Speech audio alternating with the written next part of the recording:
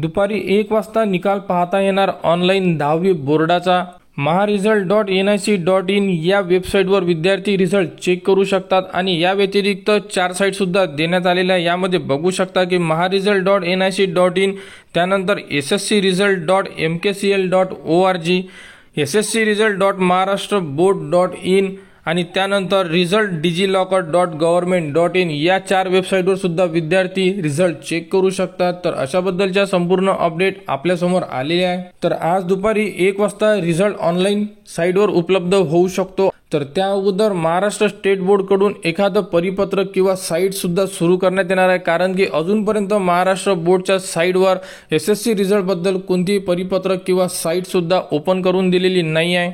Maharashtra state बोर्डच्या साईटवर SSC निकालच्या ऑप्शनला गेल्यानंतर अजूनही विंडो बंद आहे, तर विंडो लवकरात लवकर सुरू करण्यात येणार आहे आणि याबद्दलची संपूर्ण अपडेट महाराष्ट्र स्टेट बोर्डच्या साईटवर देण्यात येणार आहे। तर रिझल्ट लागल्यानंतर संपूर्ण अपडेट तुम्हाला आपल्या चॅनलवर देण्यात येणार। त्यासाठी आपल्या चॅनलला सबस्क्राईब करा व हा व्हिडिओ इतरांपर्यंत शेअर करा।